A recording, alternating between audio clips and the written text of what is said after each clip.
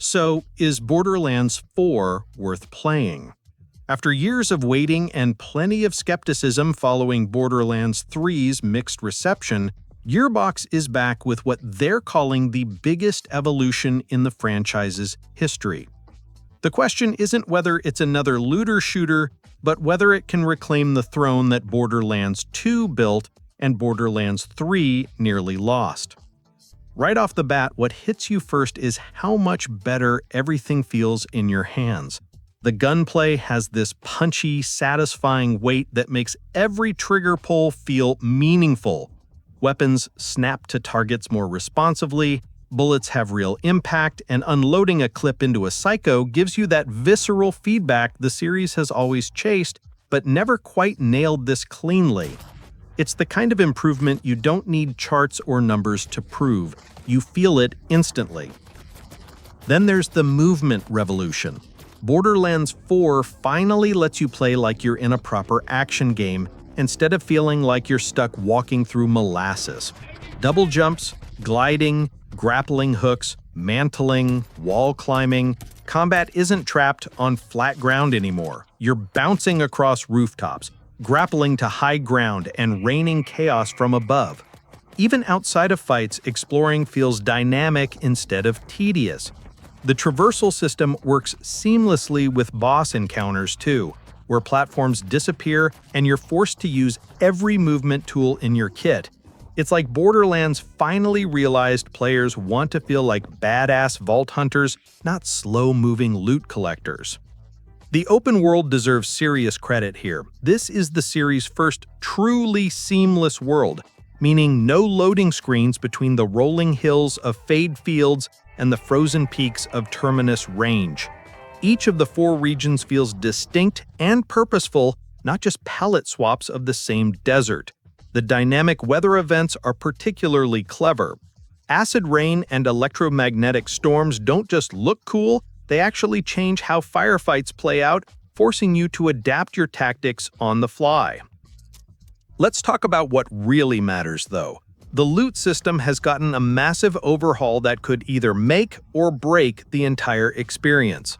The new licensed parts system lets you mix and match components from different manufacturers on any weapon. A Jacobs rifle with Maliwan elemental effects and a Torg explosive magazine, now it's possible. This transforms loot hunting from a constant upgrade treadmill into something more personal and experimental.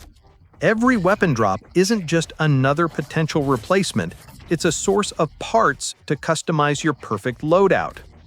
The firmware system adds another layer. Think of it like gear sets with bonuses that you can transfer between items.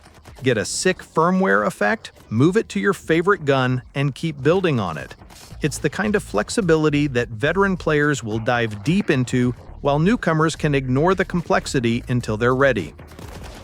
The 4 new Vault Hunters each bring genuinely unique playstyles to the table. Vex the Siren can summon spectral minions and adapts her abilities to match whatever elemental weapon she's holding. Rafa the Exo Soldier is pure aggressive brawler energy with his shoulder-mounted cannons and melee transformations.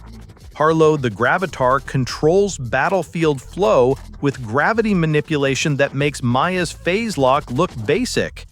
And Amon the Forge Knight forges weapons mid-combat while commanding support drones.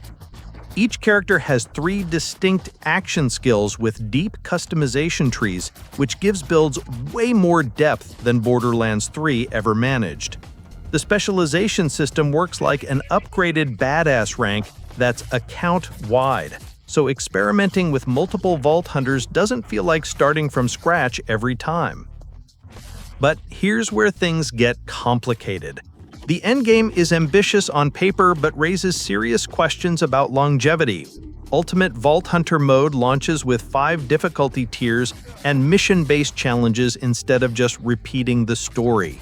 That sounds great, except early impressions suggest there isn't a ton of variety in what you're actually doing. Weekly wildcard missions and boss contracts provide structure, but if you're looking for the kind of endless endgame content that keeps communities alive for years, Borderlands 4 might feel light at launch. The performance situation is concerning too. We're dealing with another Unreal Engine 5 release, and early reports mention stuttering issues across the open world. Gearbox promises Day 1 patches will address this, but that's become the standard excuse for rough launches. Given how many UE5 games have struggled with optimization, there's legitimate reason for caution here. The tone shift deserves mention because it directly addresses one of Borderlands 3's biggest criticisms. The humor is more restrained, the writing feels more mature, and the story set up around the prison planet Chiros and the tyrannical Timekeeper suggests they're aiming for something darker and more grounded. Whether that's what Borderlands fans actually want is debatable. Some will appreciate the more serious approach, while others might miss the chaotic energy that originally defined the series. Here's the balanced take on community reception. The YouTube reveals generated genuinely positive reactions instead of the usual cynicism that greets big releases. Steam wishlists are strong, sitting fourth behind only massive anticipated titles. But there's also skepticism about whether Gearbox can stick the landing after Borderlands 3's narrative missteps. Both sides have valid points. The gameplay fundamentals look solid, but the proof will be in whether the content can sustain long-term engagement. The post-launch roadmap is extensive, almost aggressively so. Free seasonal events, paid bounty packs, new vault hunters, story expansions, and the return of pearlescent weapons. It reads like Gearbox learned from Borderlands 3's content rollout, but it also raises questions about whether the base game will feel complete or if crucial features are being held back for DLC. So here's my final verdict. If you're the kind of player who loved Borderlands 2's loot chase and has been waiting for the series to recapture that magic, Borderlands 4 looks like it could deliver. The gunplay improvements alone make it worth considering, and the movement overhaul addresses one of the series' biggest weaknesses. If you burn out on looter shooters or found Borderlands 3's humor insufferable, the tone shift and gameplay evolution might win you back. If you're new to Borderlands entirely, this seems like the most accessible entry point in years.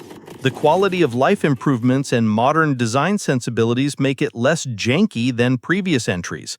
But if you're looking for a revolutionary gaming experience that reinvents what looter shooters can be, temper those expectations. This is Borderlands refined and modernized, not reimagined.